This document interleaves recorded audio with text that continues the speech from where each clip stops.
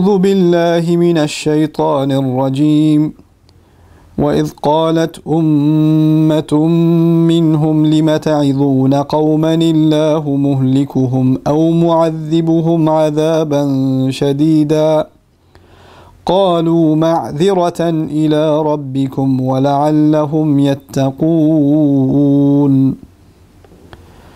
رب اشرح لي صدري ويسر لي أمري واحلل عقدة من لساني يفقهوا قولي فالحمد لله والصلاة والسلام على رسول الله وعلى آله وصحبه أجمعين. Assalamu alaikum, Quran Weekly. I wanted to share with you ayah number 164 of Surah Al-A'raf. Now we're in the 9th juz of the Quran, and it has to do with the story of the people who violated the law of the Sabbath, that they used to go and, on Saturday Allah tempted or tested them by allowing the fish to actually jump out of the water, shurra'an. They would come out and make noise. So the fishermen who were not allowed to fish on the Saturday were tempted by it, and they violated the law of the Saturday. And there were some among the Muslims who tried to avoid, tried to warn them, tried to give them advice. So there were two camps. There were people who didn't care about what's halal and haram, and they were just outright violating the Saturday. These are Muslims of that time, keep that in mind. And there was the people on the religious side who didn't violate the law, but even they were broken up into two further groups. Those two groups were, one group of people said, they're still our brothers, so what if they're not that religious? We should still go talk to them and say, look, you shouldn't be doing this, it's not right.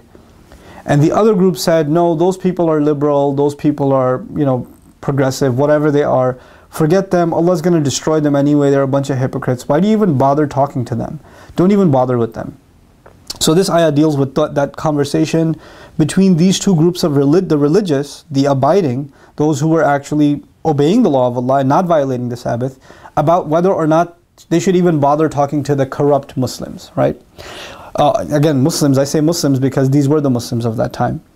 وَإِذْ قَالَتْ أُمَّةٌ مِّنْهُمْ, when a group among them said, لِمَ تَعِظُونَ قَوْمًا اللَّهُ مُهْلِكُهُم, why do you want to bother, why are you counseling a group of people that Allah is going to destroy? أَوْ مُعَذِّبُهُمْ عَذَابًا شَدِيدًا, or He's going to torture them some really intense torture. Look at how hypocritical these people are. They are condemned to hellfire. There's going to be a group of Muslims who look at the sinful among the Muslims and they want to just condemn them to hell. That's what they want to do. Like, these people are just, Allah has written them off. They were just made for the hellfire. That's what they're going to go to. Don't even bother giving them da'wah. These are not really truly members of our ummah. And so they even come after the people who try to go talk to them. And now, even the people who go talk to them, they don't go tell them, by the way, what you're doing is haram, you're going to burn in hell, etc. The word uses لِمَ تَعِظُونَ قَوْمًا. Ta'idhun, wa'adh actually means advice and counsel that is soft enough that it penetrates the inside of the heart. In other words, the people that were talking to the corrupt Muslims were talking in a way that was actually appealing to those who were engaged in corruption. They were trying to reach their hearts before they would slap their hand and say, don't do this, right? They were trying to appeal to their senses and a reminder about Allah that would soften the heart. Which is really important to note, that da'wah isn't you tell someone what not to do. Da'wah sometimes may be that you're trying to get them to remember, like, Allah made you. Don't you know you have to answer Allah? You have to be grateful to Allah. Just thinking about Allah sometimes, you didn't even bring up that somebody's doing haram. You just reminded them of Allah a lot, and they came to the conclusion that they were doing the wrong thing all on their own. Sometimes all people need is a reminder of Allah, not of what they're doing in front of you, so they just get defensive about their behavior. So the group of dismissive Muslims, religiously, but they're dismissive of others, said, why do you bother giving these people advice? Allah is going to destroy them or punish them with some intense kind of punishment. See how confident they are about what Allah is going to do with them? Isn't that amazing? Like Allah told them this is what He's going to do with these people. Well, how do you know they're not going to make tawbah? How do you know they're not going to come back? In one of the previous sessions, in this Ramadan, I told you, you could be suffering from hypocrisy and you can still come back. Right? So who are they to just pass judgment on people like that?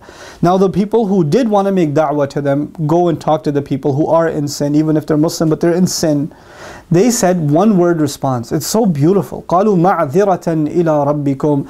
We're going back, we're going to go talk to them, and here's our rationale. مَعْذِرَةً إِلَىٰ رَبِّكُمْ. It will be an excuse before your master. Ya Allah, I couldn't stop them from doing this. I couldn't forbid them. I didn't have power over them, but they were my Muslim brothers. At least I tried to counsel them. At least I was sincere to them and spoke to them softly. At least I tried to connect you back to them. At least I have an excuse in front of Allah that I did something.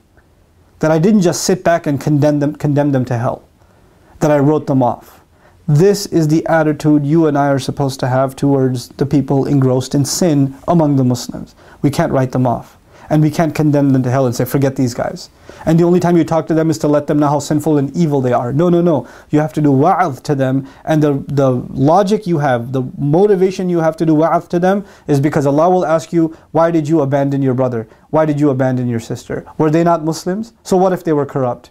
They were violating one of the most important laws given to the Jews, the Muslims of that time, the Sabbath. It's not a small haram, it's a big haram. Something Allah mentions several times, that they violated the Sabbath because He's offended by that. But still, you don't give up on them and you give them counsel, and this will be an excuse before Allah. Ya Allah, at least I did my part. You called us an ummah, and that means we don't leave anybody behind. مَعْذِرَةً إِلَىٰ رَبِّكُمْ وَلَعَلَّهُمْ يَتَّقُونَ. And here's my second motivation. Maybe they're going to be people of taqwa in the future. Maybe they're going to become good people. How am I supposed to know? How can I judge? So there were two motivations, right? And this is what I leave you with. This is real food for thought. I hope I'm able to clarify what I'm trying to get across here. The first motivation, to remind people who are far away from the religion and to try to counsel them in a soft, sensitive way. The first motivation is that you, the one who is reminding them, has to be able to justify their concern to Allah. They have to be able to say to Allah, Ya Allah, I was a concerned citizen of this ummah. I was concerned about my brother or my sister. Because Allah will ask you, why didn't you care? That's the first motivation. The second motivation is, who knows, they might turn around. So the first motivation isn't even about them, it's about yourself. Think about that.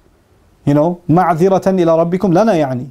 We will have the excuse. وَلَعَلَّهُمْ يَتَّقُونَ. And maybe they'll become good people. Maybe they'll become people of taqwa. May Allah help us understand the courtesy and the love and the patience we have to have with those among our own that have fallen into sin. And may Allah help all of us come back to His way of taqwa. Barakallahu li wa lakum. Wassalamu alaikum. Quran Weekly.